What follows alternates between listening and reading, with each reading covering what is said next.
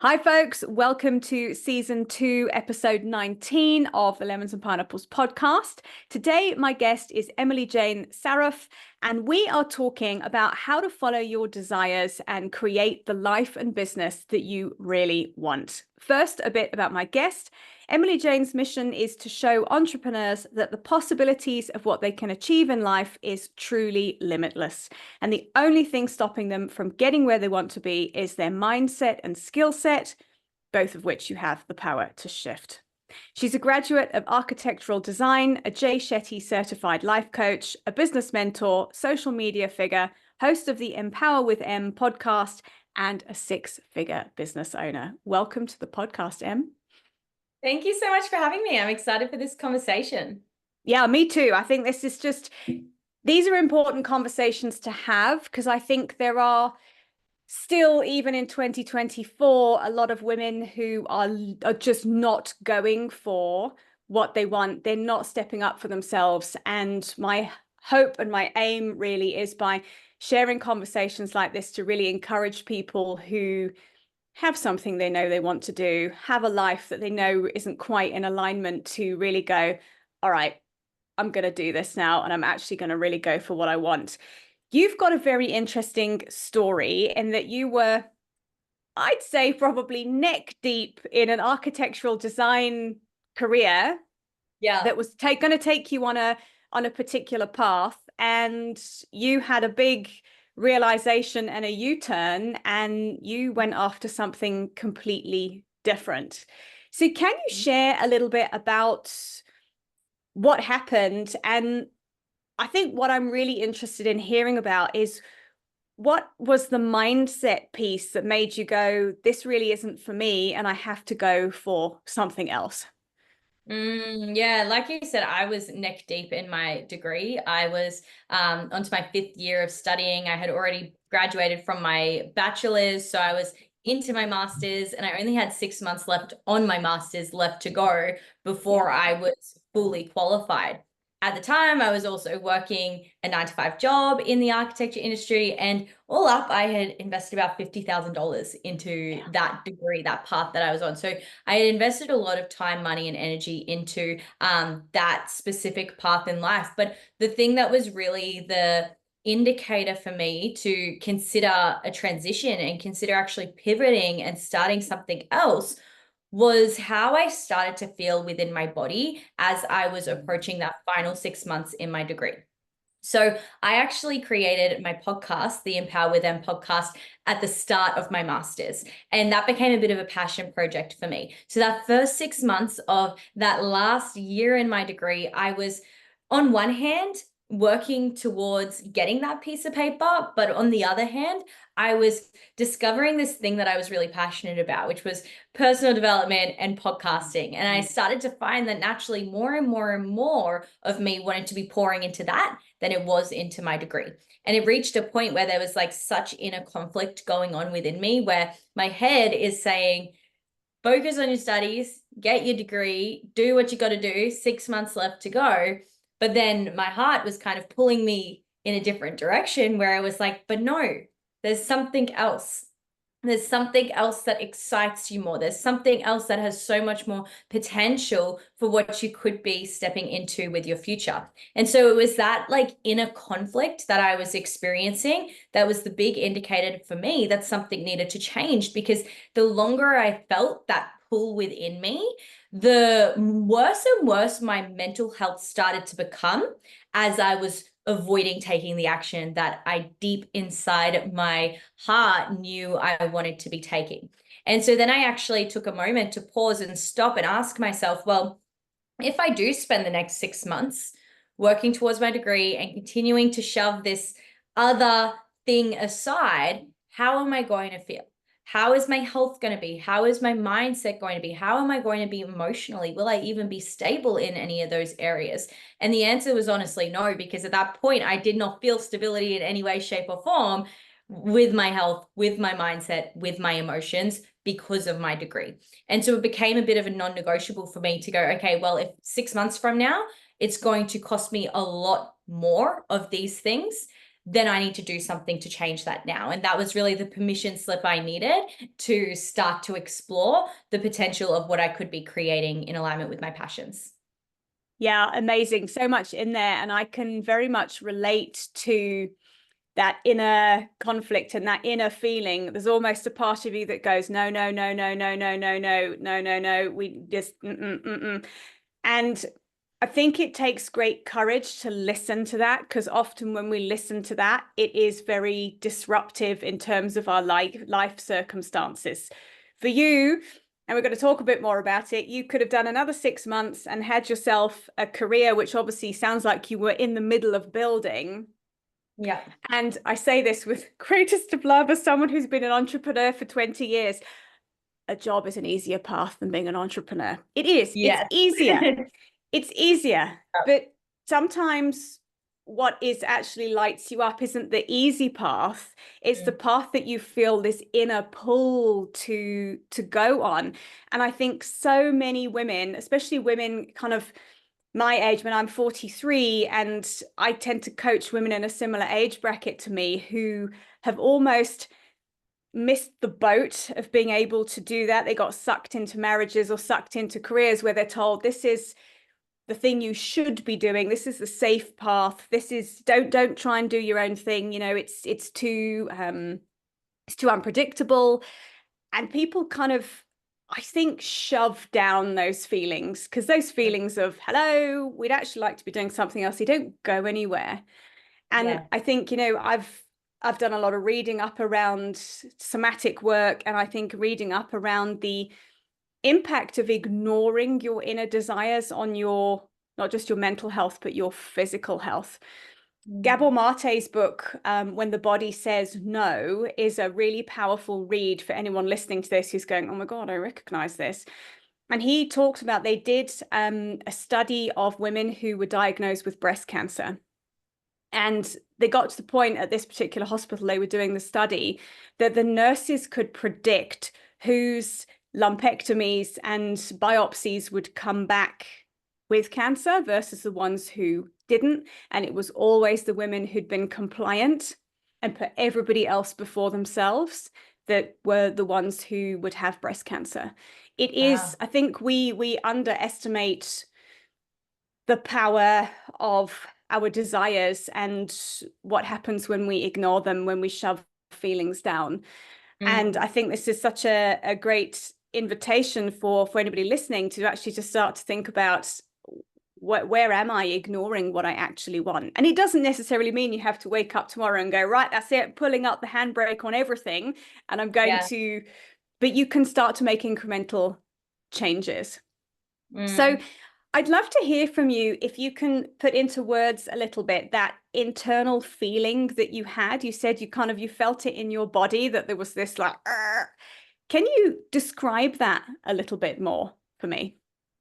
Yeah, I mean, putting it simply, it just comes back to your intuition, right? Like we've all experienced our intuition in one way or another. And I think there's certain experiences that we have in our life that can strengthen our connection to our intuition, but that can also break that connection to our intuition, or make us doubt those intuitive tugs that we experience. And for me at that point in time, I had a lot of evidence that had been built unknowingly to make me put a lot of trust in my intuition. So when that feeling came up, it was like that inner knowing of, this is what I need to do. This is what I'm being pulled towards, and this is what I need to be stepping into.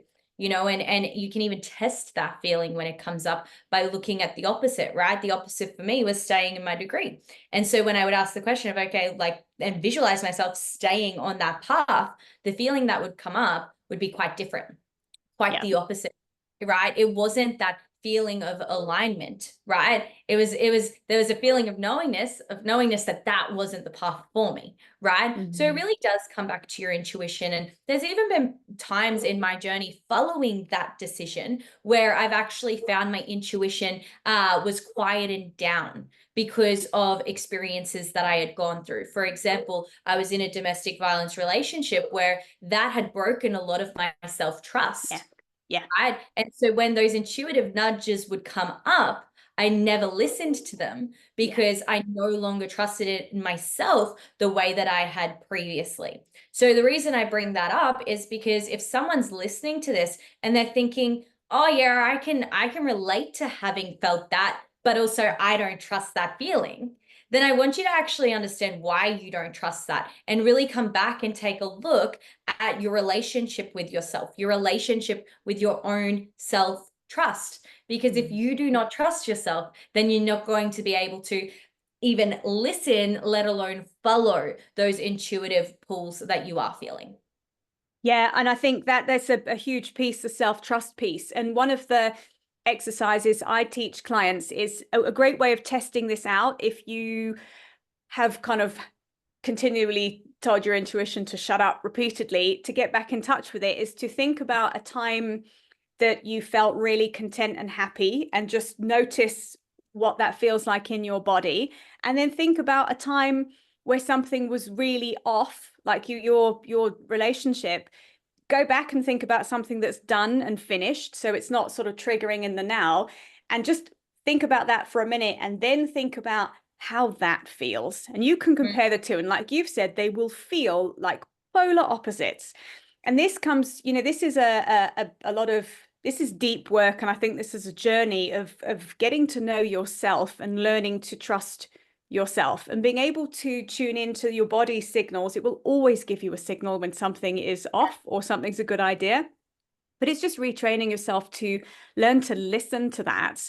And I'm thrilled that you've brought this up, because it's such a powerful tool that everybody has, and it can be cultivated with a bit of practice as well. Yeah. And it's amazing. And then you can just start to make decisions from a place of trusting yourself and knowing.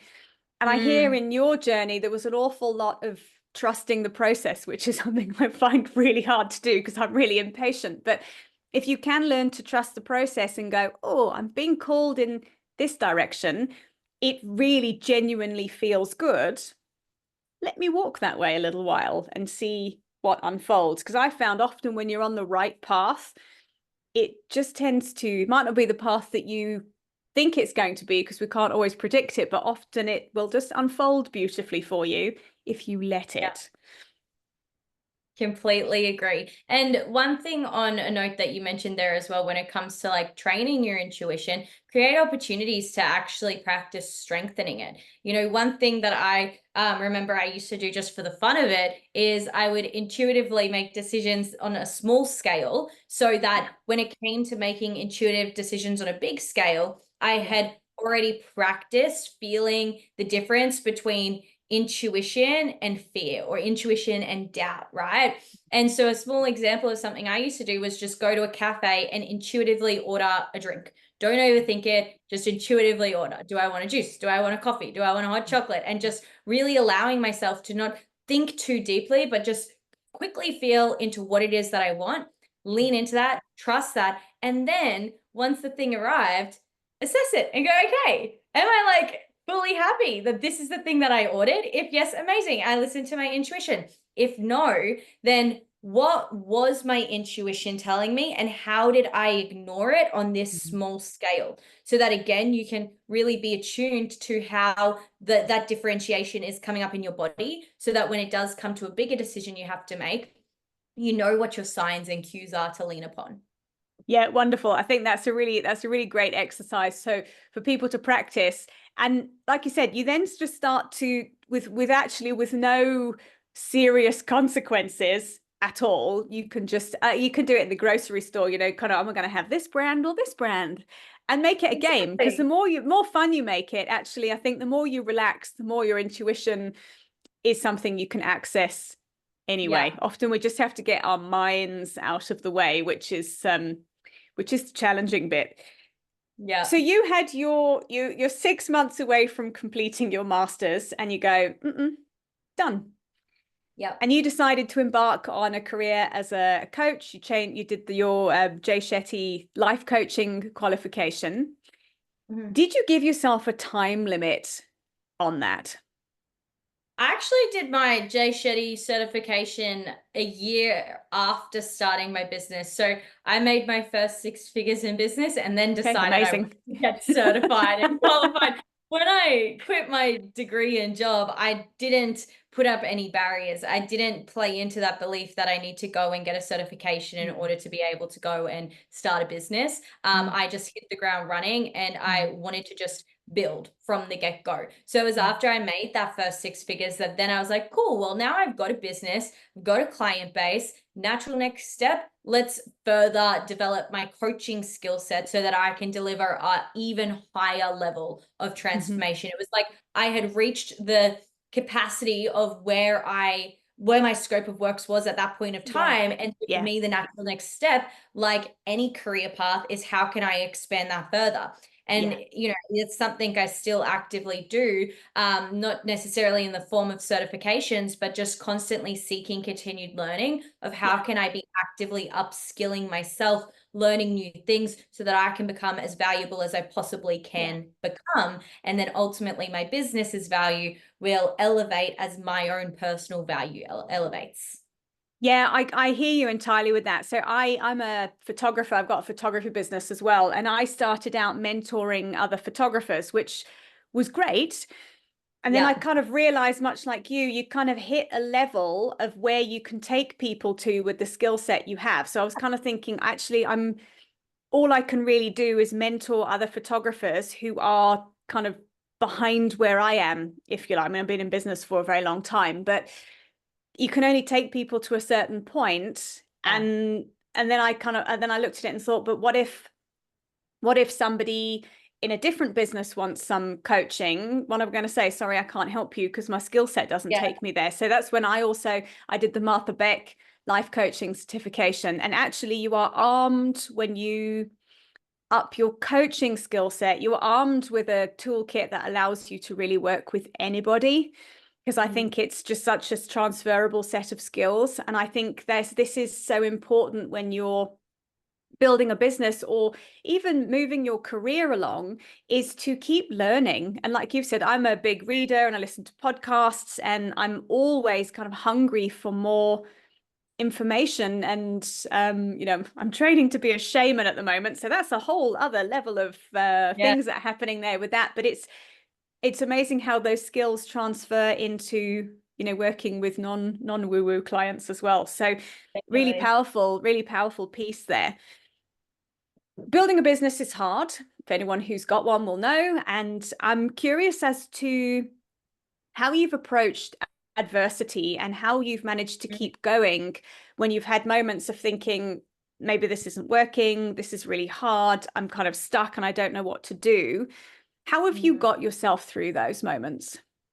Yeah, I mean, the first thing that comes up for me there is that every new challenge is just a new skill away, right? So when Mm, it does come to business and facing different challenges in your business, if you're experienced with a certain challenge, you're going to be equipped to be able to navigate that. And so the first time that you navigate it, yeah, it was probably a lot harder. But then the second, the third, the 10th time that you come across that same challenge, you feel really confident because you've got the skills to be able to navigate that. So whenever I face a new challenge in my business, I look at it and go, okay, well, instead of wishing that this was easier, how can I become better so that I'm then equipped to be able to navigate this challenge? What skill do I need to learn? What do I need to be able to understand? What problem do I need to look and explore more creative solutions around in order to get closer to getting that solution? And it really does come down in all of my experiences. Whenever I'm stumped with a new roadblock that does throw me off my feet a little bit because it's something I've never experienced before, I ask that question of how can I become better so that I can navigate this? And then that's going to tell me, is it something to do with my skills? Is it a knowledge gap I need to bridge? Is it yeah. something within my own like personal self? Like, do I need to learn how to regulate my nervous system in new Mhm. ways to be able to navigate this roadblock that's being experienced? And that's really all it does come down to is, and what I tell my clients as well, is don't get so emotional about the challenges and the problems that you face. Yeah. Because of course, there's going to be an emotional reaction, but the longer you take to actually move past that emotion, the longer it's going to take you to solve that problem. Yeah. So we need to get ourselves into that logical mindset to actually be able to move through a challenge or a problem that comes up. And this is where it really comes back to learning how to regulate your emotions so that you can snap out of that emotional state a lot quicker and just get into that problem solving state where you're like, okay, who do I need to become? How do I solve this by shifting a skill, a knowledge gap, something within myself to be able to move forward?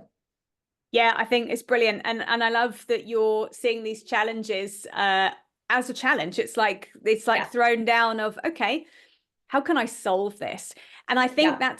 that's a really powerful reframe, and it's a really powerful mindset shift to make, is rather than looking at challenges that come up as obstacles of why is this happening to me, is why is this happening for me, and what is the opportunity for me here?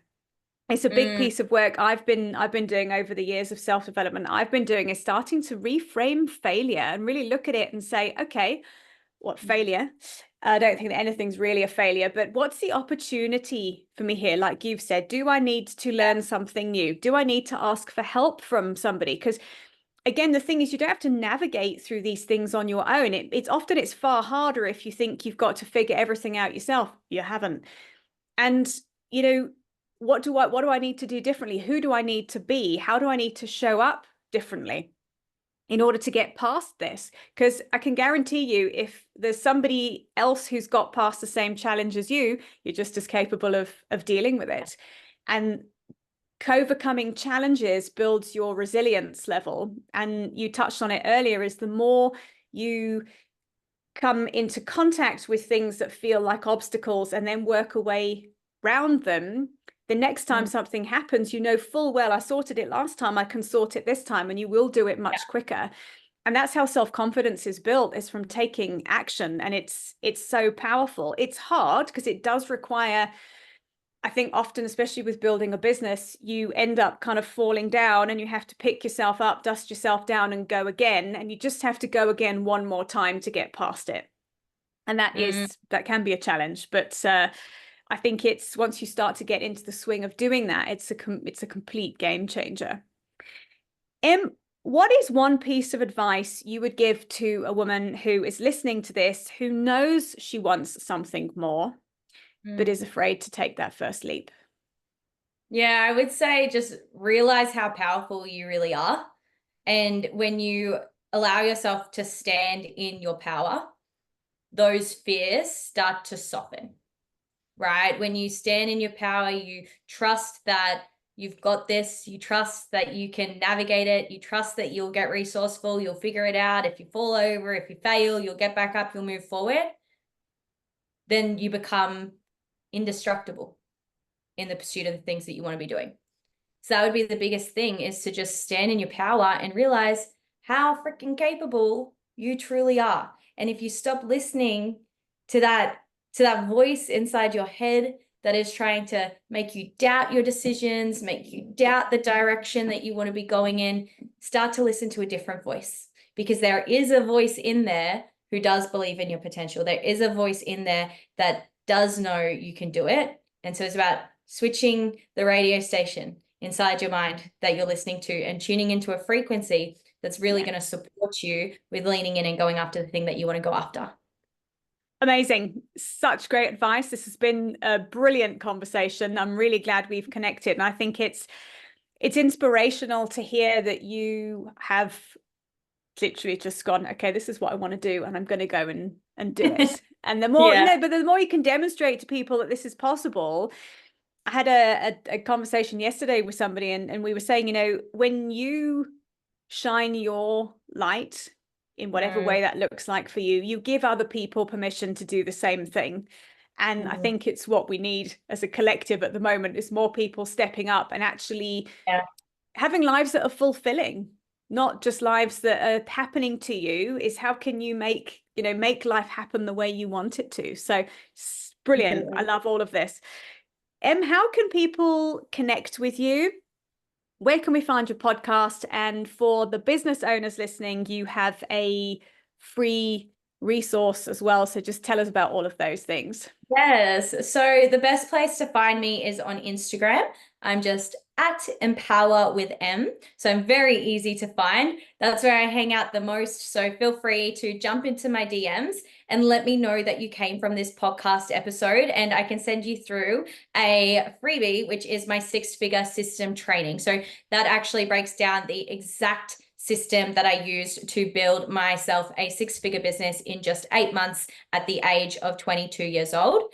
And then if you do want to listen to my journey, you can check out the Empower with Them podcast. I've been doing my podcast for literally before I started my official business. So you can go all the way back, listen to 22-year-old Em and everything that she was going through at that point in her journey, that big transition, and hear it firsthand from her, as well as tune into every milestone that's really happened between then and now. Amazing. I'm going to pop the links to those in the show notes. And I was just thinking while you were saying that, it's wonderful that you've got a podcast that's almost like an online diary of your progress. And one thing that I said to somebody when I started my podcast was, because it's a steep learning curve running a podcast. And I said to somebody, I can probably, at least if the first few episodes are completely shit, I can just get rid of them.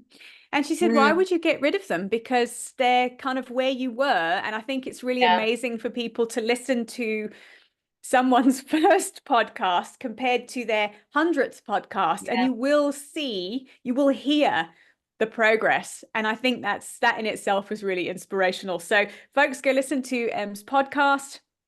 And thank you again for joining me. This has been really wonderful. I've really enjoyed chatting to you. Thank you so much. Thanks for being with us today, folks. I will see you same time next week. Bye for now.